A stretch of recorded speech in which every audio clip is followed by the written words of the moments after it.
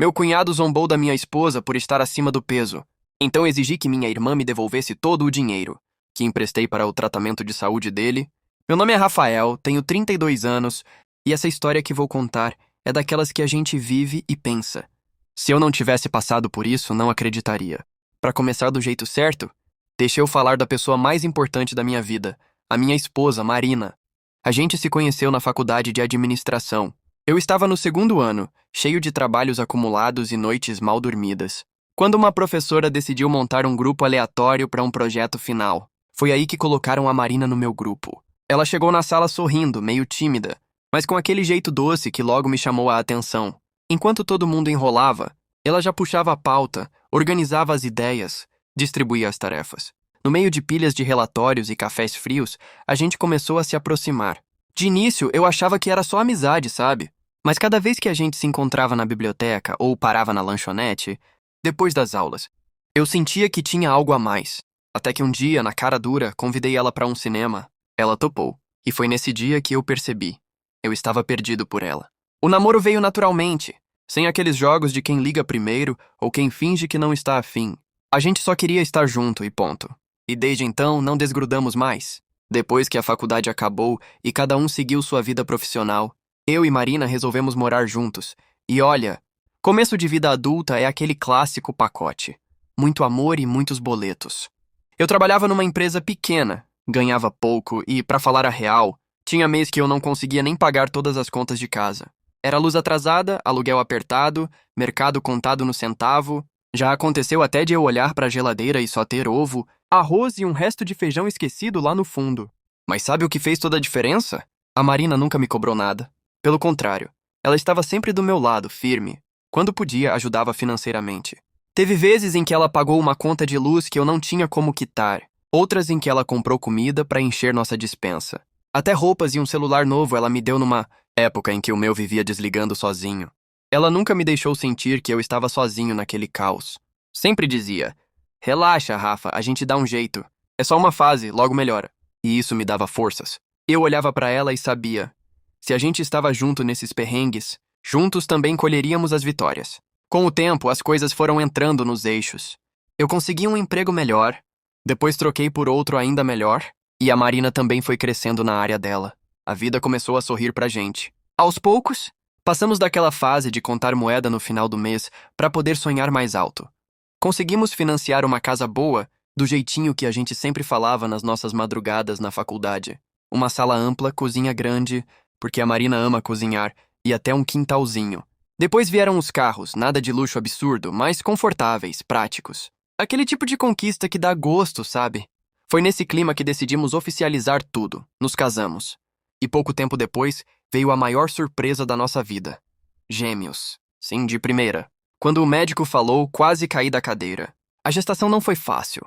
A Marina precisou de cuidados redobrados e o corpo dela, claro, mudou bastante. Ela ganhou peso e depois do parto não conseguiu voltar ao que era antes. Para mim, ela sempre foi perfeita. Cada marca, cada curva nova, era a prova da mulher incrível que me deu uma família. Se antes eu já achava a Marina linda, depois da gravidez parecia que a beleza dela tinha aumentado.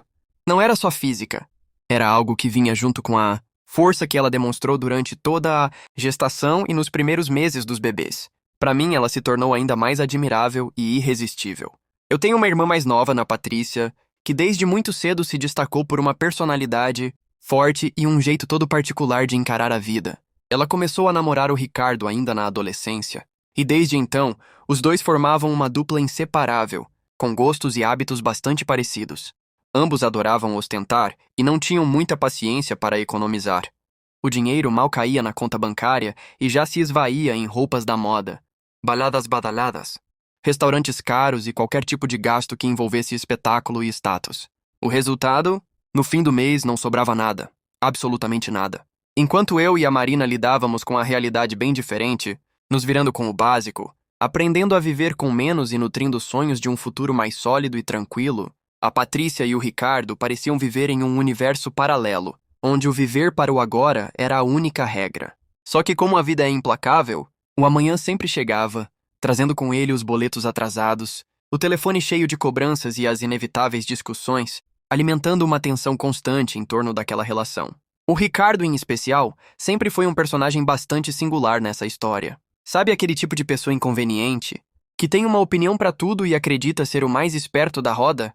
Pois é, esse era ele. Com aquela mania irritante de interromper a conversa para dar palpite, mesmo sem ter o mínimo domínio sobre o assunto. Ele fazia questão de se colocar como o centro das atenções, tentando demonstrar uma suposta superioridade intelectual. Não havia tema que o Ricardo não tentasse dominar. Política, economia, saúde, educação, sempre com um tom de especialista, mesmo que por baixo dos panos fosse evidente, que jamais teve sucesso real em nada que se propôs a fazer. Esse comportamento, no fundo, escondia uma insegurança enorme. Era aquele tipo de fracassado que prefere reduzir os outros a troco de se manter na sua ilusão de importância. Por trás do sabe-tudo, existiam as piadinhas atravessadas, os comentários sarcásticos e até mesmo aquela provocação velada que ninguém pediu, mas ele gostava de distribuir para marcar território, como quem quer dizer, eu mando aqui. Porém, por mais que ele tentasse se fazer valer, todo mundo sabia que não passava de um falastrão que se apoiava em palavras para não encarar suas próprias falhas. A Marina, por seu lado, jamais teve qualquer simpatia pelo Ricardo. Desde o começo, ela percebeu o modo como ele se impunha em conversas, aquele ar arrogante que só servia para diminuir quem estava por perto. Ele parecia sentir prazer em opinar sobre tudo, ainda que sem qualquer conhecimento real, e seu saber incomodava mais do que ajudava. Mesmo assim, Marina sempre manteve uma postura digna, evitando confrontos diretos, porque sabia que não valia a pena entrar em disputas com alguém tão tóxico. No que diz respeito a Patrícia, a relação entre irmãs nunca foi de muita intimidade. Ela sempre esteve muito centrada em si mesma e, principalmente no universo que criou junto com o Ricardo, uma realidade feita de aparências, gastos desenfreados e pouca reflexão sobre as consequências. Porém, por mais distante que fosse, Marina jamais deixou de tratar a irmã com respeito e consideração. Isso é um traço muito característico dela. A delicadeza no modo de lidar com as pessoas, mesmo quando não recebe a mesma cortesia em troca. Marina nunca levantou a voz ou respondeu às provocações, por mais claras que fossem as indiretas e as críticas veladas que surgiam no meio daquela dinâmica familiar complicada. Ela sempre escolheu manter a compostura, quase como se soubesse que a dignidade é a melhor resposta para a mesquinhez e para as pequenas guerras entre pessoas que, muitas vezes, preferem se perder em sua própria arrogância do que buscar um entendimento real. E confesso, isso só aumentava minha admiração por ela, porque eu, em seu lugar, já teria perdido a paciência há muito tempo. O estilo de vida da minha irmã Patrícia e do Ricardo sempre foi, para dizer o mínimo, imprudente e desregrado. Eles viviam como se o amanhã simplesmente não existisse, mergulhando em uma rotina de excessos e descontrole. Gastavam muito além do que tinham, como se o dinheiro fosse inesgotável. As noites de festa quase toda semana eram uma constante, regadas a bebidas em exagero, tomadas por uma euforia passageira, que logo dava lugar ao cansaço e às consequências, difíceis de enfrentar. Eu e a Marina, desde cedo, percebemos que não fazíamos parte daquele mundo e, por isso, acabamos nos afastando dessas ocasiões. Não era o nosso ritmo. Não fazia sentido para os planos que estávamos construindo para um futuro mais estável e consciente. Mas como tudo nessa vida, essa irresponsabilidade teve seu preço alto e doloroso. Em uma daquelas noites regadas à bebida e agitação, depois de mais uma festa, eles voltavam para casa. Minha irmã estava no banco do passageiro, visivelmente embriagada, e o Ricardo, que insistiu em dirigir mesmo contra todos os alertas, assumiu o volante. Ele sempre foi teimoso, nunca gostou de admitir quando estava errado, muito menos aceitar conselhos, especialmente sobre segurança ou responsabilidade. A imprudência dessa decisão foi devastadora. Eles perderam o controle do carro e se envolveram em um acidente grave. Para nossa sorte, a Patrícia escapou com ferimentos leves, alguns cortes e hematomas que, apesar da dor, não ameaçavam sua vida. Já o Ricardo não teve a mesma sorte. Por estar sem o cinto de segurança, foi violentamente arremessado contra o painel do veículo, sofrendo múltiplas lesões. A mais séria delas foi uma grave lesão na coluna que afetou parcialmente seus movimentos, deixando sequelas irreversíveis nas pernas e em um dos braços. Nunca esquecerei o telefonema na madrugada, com minha mãe chorando, tentando explicar entre soluços o que havia acontecido. Corremos para o hospital, o coração apertado. Ver minha irmã sentada naquela maca, assustada e chorando, foi um choque profundo. Mas o que realmente me marcou foi encarar o Ricardo na cama do hospital, inconsciente, cercado por uma equipe médica intensa, e perceber o quanto a imprudência de uma só decisão pode devastar Uma vida em um instante. Depois que Ricardo finalmente recebeu alta, a rotina deles mudou drasticamente para uma realidade muito mais dura. Ele precisaria de uma longa série de tratamentos, fisioterapia diária, consultas intermináveis com especialistas e, ainda por cima, uma cirurgia corretiva que poderia, talvez, melhorar sua mobilidade, mas nada garantia total recuperação. O pior é saber que o plano de saúde deles era o mais básico possível, aquele que praticamente não cobre quase nada. Eu já havia insistido inúmeras vezes para que trocassem para um plano decente, mas como era típico deles, preferiram gastar o dinheiro em viagens luxuosas, roupas de marca e jantares caros, coisas passageiras e superficiais, em vez de investir na saúde e no futuro. O resultado? O barato saiu caro. A cobertura do plano foi quase nula, e sem nenhuma reserva financeira acumulada, eles afundaram em dívidas que só aumentavam. Empréstimos se tornaram uma constante, e a situação, que já era difícil, se transformou em uma luta diária por sobrevivência e dignidade. Essa situação dolorosa deixou claro para todos nós o tamanho do risco que eles corriam, não apenas com as escolhas irresponsáveis, mas com a falta de preparo para os desafios reais da vida. Um dia, minha irmã apareceu na minha casa. Estava abatida, o olhar cansado, a voz trêmula. Sentamos na sala, e ela foi direta. Precisava de dinheiro para custear a cirurgia do Ricardo. Disse que já haviam esgotado todas as opções, que não tinham mais para onde correr. Confesso que naquele momento, minha primeira reação foi de raiva. Não por ela pedir ajuda, mas porque eu sempre tentei alertar sobre a importância de pensar no futuro, de ter algum tipo de segurança. Mas por outro lado era minha irmã, e eu sabia que ajudá-lo, de alguma forma, era também ajudá-la. Ela fez questão de dizer que seria apenas um empréstimo. Trouxe até um papel, um contrato simples que havia preparado, garantindo que devolveria cada centavo assim que possível. Eu olhei para aquele documento e, sinceramente, sabia que era apenas formalidade. No fundo, tinha consciência de que o dinheiro não voltaria. Ainda assim, depois de conversar com Marina, decidimos ajudar. Fizemos o depósito para a cirurgia, não sem antes deixar claro que estávamos nos sacrificando também, que aquele valor não havia surgido do nada. Com o tempo, e graças à cirurgia e aos tratamentos que fizemos questão de ajudá-los a bancar, o Ricardo começou a se recuperar. Ele voltou a andar, a se movimentar quase normalmente, e até conseguiu retomar algumas atividades que antes pareciam impossíveis. Mas é claro, nada foi como antes. Ele ainda carregava sequelas visíveis. O jeito de andar era um pouco estranho, e o movimento do braço esquerdo nunca voltou totalmente. Pequenas limitações que, para ele, eram provavelmente motivo de frustração, mas que não chegavam a impedir que levasse a vida ou cumprisse com suas responsabilidades no trabalho. 1 ano havia se passado desde que o Ricardo havia retomado sua rotina após o acidente. Para comemorar o aniversário dos gêmeos, resolvemos fazer um churrasco simples no quintal de casa, só para a família mais próxima. A Marina cuidava da decoração improvisada e das comidinhas, enquanto eu me ocupava da churrasqueira e da bebida. Minha irmã e o Ricardo estavam lá, claro, e no começo tudo corria tranquilo. As crianças brincavam, os adultos conversavam, e parecia que o dia seria apenas uma tarde agradável. Mas à medida que o churrasco avançava, o Ricardo começou a beber mais do que o normal, e eu já sabia que isso nunca terminaria bem. Foi então que ele se aproximou da Marina, com aquele sorriso torto e desrespeitoso, e soltou: "Pô, Marina, olha só você depois da gravidez. Engordou tanto que eu achei que os gêmeos tinham trazido uma bagagem extra contigo." O riso dele foi abafado por alguns convidados, mas a Marina ficou completamente sem reação. Olhei para ela e vi aquele olhar de constrangimento e dor silenciosa. Ela sempre se sentiu insegura em relação ao corpo, e eu sabia o quanto aquela piada a atingia. "Ricardo", tentei controlar a voz, segurando a raiva. "Você podia poupar esse tipo de comentário, né?" Mas ele apenas deu de ombros como se tivesse feito a maior das piadas. Minha esposa encolheu os ombros, tentando se recompor, mas a vergonha estava estampada no rosto dela. E eu senti uma mistura de raiva e incredulidade. Aquele comentário do Ricardo foi a gota d'água. Por mais que eu tentasse manter a calma, a paciência tinha simplesmente se esgotado.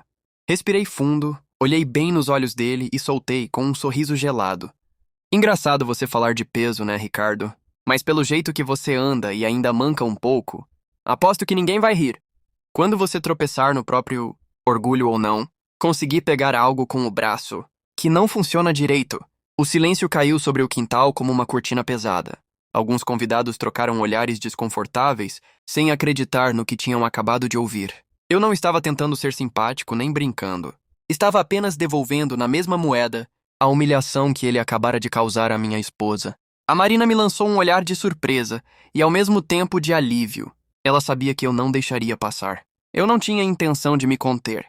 Ricardo precisava entender que, desta vez, não sairia impune. Vai me responder alguma coisa agora? Continuei, firme, desafiador. Ou vai continuar achando engraçado?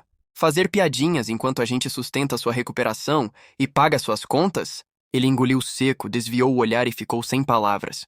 Pela primeira vez pude ver que minhas palavras atingiram em cheio. O mesmo sorriso torto e presunçoso desapareceu, substituído por constrangimento genuíno. E eu sabia. Ele tinha finalmente sentido o peso do que fazia aos outros. Quando eu terminei de soltar minha piada, ainda olhando firme para o Ricardo, minha irmã resolveu intervir. Rafael! Ela disse com aquela voz que mistura autoridade e indignação. Para com isso! Você está exagerando! Não precisava humilhar o Ricardo assim. Eu quase não acreditei. Olhei para ela, incrédulo, enquanto ela continuava. Ele não falou da Marina por mal, só foi uma piada. Ela insistia, tentando proteger o namorado. Piada? Respondi incrédulo. Não é piada humilhar alguém que você diz que ama na frente da família inteira. Minha voz subiu um pouco e senti a raiva crescer dentro de mim. Ela cruzou os braços e me encarou, e eu percebi que não havia volta. A conversa rapidamente se transformou em discussão acalorada. Ela começou a me acusar de ser grosso, de não saber brincar, e eu retruquei que estava apenas defendendo minha esposa e dando o mesmo tratamento que ele merecia. Começamos a trocar farpas cada vez mais altas, e o clima que antes era de churrasco familiar tranquilo se transformou em tensão no quintal. Eu podia ver Marina ao lado, tentando não se envolver, enquanto o Ricardo permanecia constrangido e sem reação, percebendo que aquela situação tinha saído completamente do controle. A discussão continuava e minha irmã não dava sinais de recuar. Na verdade, quanto mais a gente falava, mais agressiva ela se tornava. De repente, ela se voltou para a Marina e soltou, com aquele tom arrogante que só ela sabe usar. Sério, Marina. Você realmente deveria emagrecer. E olha, eu e meu marido não precisamos da opinião de vocês pra nada, tá? Senti uma mistura de raiva, incredulidade e proteção explodir dentro de mim. Como alguém podia ser tão cruel, falando dessa forma da mulher que eu amo, ali na frente de todo mundo? Marina ficou imóvel, tentando engolir a ofensa, mas eu não podia deixar passar. Me aproximei dela, olhei firme nos olhos da Patrícia e falei, com a voz controlada, mas carregada de determinação. Patrícia, é o seguinte, eu não vou mais tolerar esse tipo de desrespeito, nem com a minha esposa, nem comigo. E já que você e o Ricardo não se preocuparam com as consequências, não precisam da gente pra nada, e ainda se acham no direito de vir em minha casa tentar humilhar minha esposa, é hora de acertar o que deve ser acertado. Quero que você me devolva todo o dinheiro que eu emprestei para o tratamento do Ricardo, sem desculpas, sem enrolação. Agora. Ela ficou congelada, surpresa. A postura firme, o tom direto e a forma como disse cada palavra mostravam que eu não estava brincando. Não era uma cobrança qualquer. Era uma exigência justa, e eu não sairia dali até que ela compreendesse isso. Naquele momento, o quintal não era mais apenas o cenário de uma festa de aniversário. Era o palco de um limite que eu havia decidido não deixar passar. Depois de soltar a cobrança de forma direta, ainda sentindo a raiva queimando por dentro, a Marina se aproximou de mim, segurou meu braço e falou baixinho. Rafa, calma, respira. Não vale a pena piorar a situação aqui na frente de todo mundo. Ela sempre teve esse jeito de equilibrar as coisas, e mesmo com a minha fúria, eu ouvi o que ela dizia. Dei um passo para trás tentando controlar a voz e não explodir de vez. Nesse momento, meus pais, que tinham assistido a tudo em silêncio até então, tentaram intervir. Vieram com aquele tom de preocupação misturado com repreensão. Rafael, vamos com calma. Não precisa disso, disse minha mãe. É, filho. Deixa pra lá, não vale a pena, completou meu pai. A discussão não terminou em gritos nem com grana trocada, mas todos perceberam que algo sério tinha sido colocado na mesa. A briga acabou ali, pelo menos por enquanto, mas eu sabia que aquilo ainda não estava resolvido de verdade. Depois que a festa terminou e a adrenalina começou a baixar, confesso que por alguns minutos, até cogitei voltar atrás. Pensei, será que vale a pena insistir nesse dinheiro? Talvez eu esteja exagerando, talvez seja melhor deixar pra lá, mas essa sensação não durou muito.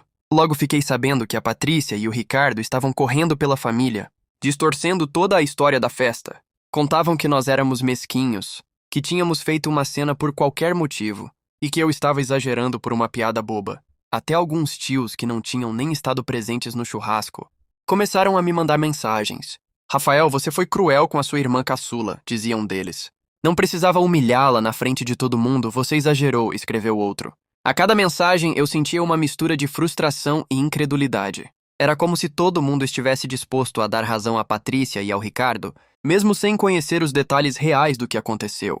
Eles pintavam a história de um jeito completamente distorcido, colocando a mim e a Marina como os vilões. Eu lia aquelas mensagens e respirava fundo, tentando não explodir. Sabia que, por mais que a família me julgasse, eu não podia recuar agora. Não se tratava mais apenas de dinheiro.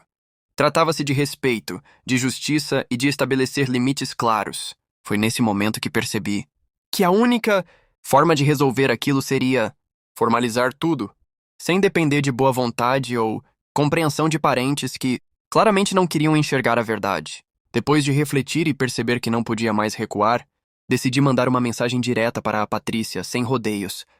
Oi, Patrícia. Quero que devolva o dinheiro que emprestei para o tratamento do Ricardo. Me diga como pretende fazer, à vista ou parcelado. Ela me ignorou durante todo o dia. Fiquei esperando, tentando acreditar que talvez estivesse ocupada, mas no fundo já desconfiava do que viria. No dia seguinte, finalmente veio a resposta. E como eu imaginava, não era nada séria. Ah, Rafael, você e a Marina são hilários. Querendo cobrar de mim agora? Boa sorte com isso, viu? Ler aquilo fez minha paciência evaporar de vez. Não era apenas desrespeito financeiro. Era desprezo absoluto pelo esforço que fizemos para ajudá-los em um momento crítico. Ela ria da situação, debochando de uma dívida real, sem se importar com a seriedade do que estava em jogo. Foi naquele instante que percebi que não havia como resolver a questão de forma amigável. Depois de perceber que não havia como resolver de forma amigável, decidi procurar um advogado. Expliquei toda a situação. O empréstimo feito para o tratamento do Ricardo, a dívida nunca paga, o deboche da Patrícia e a falta de respeito pelo que minha família tinha feito. O advogado sugeriu enviar primeiro uma solicitação extrajudicial, um aviso formal pedindo a devolução do dinheiro antes de entrar com um processo judicial. Achei que seria a forma mais justa de começar, deixando claro que ainda havia espaço para resolver sem recorrer à justiça, mas também mostrando que não toleraria mais o desrespeito. Quando a Patrícia recebeu a notificação, não se conteve. Ligou para mim imediatamente, xingando, falando que não acreditava que eu era capaz de fazer algo assim com ela, que eu estava exagerando e que isso era humilhação. Não demorou muito para que meus pais também entrassem em cena. Ligaram para mim com aquele tom autoritário que só eles sabem usar, tentando me repreender e me ordenando que parasse com isso naquele momento. Respirei fundo e respondi firme. Não vou parar. Vocês podem ficar do lado dela quanto quiserem, mas eu não vou deixar de exigir justiça. Se for necessário, vou levar isso à justiça e seguir todos os procedimentos legais para receber o que é meu por direito. Era uma linha clara. Eu não recuaria. Nem permitiria que o deboche e a irresponsabilidade continuassem sem consequências. Depois de semanas de tensão, xingamentos e cobranças, finalmente a Patrícia percebeu que eu não iria recuar. E foi exatamente nesse momento que ela decidiu agir. Em um dia qualquer, recebi uma notificação no celular. Era um comprovante de transferência para a minha conta, com o valor integral que eu havia solicitado. Junto à transferência, claro, veio o deboche habitual. Ela me bloqueou logo em seguida, sumindo completamente da minha vida. Descobri mais tarde que ela e o Ricardo conseguiram o dinheiro pegando um empréstimo com um parente do próprio Ricardo, uma solução que só reforçava o quanto a minha cobrança tinha se tornado necessária. A partir dali, a relação entre nós foi cortada definitivamente. Não havia mais diálogo nem aproximação. Todas as tentativas de reaproximação eram descartadas. E, sinceramente, até hoje não sei se algum dia essa relação poderá se refazer. Apesar de todo o julgamento e das críticas constantes que recebo da minha família, nunca me arrependi. Eu me posicionei, defendi minha esposa e, principalmente, protegi o que é mais importante para mim, a minha família imediata. No fim das contas, aprendi que limites precisam ser estabelecidos, respeito precisa ser exigido e que, mesmo diante de críticas e pressões externas, a prioridade deve ser sempre proteger quem amamos. Muito obrigada por assistir até aqui e se gostou, siga o Guardião do Reddit para histórias como essas todos os dias.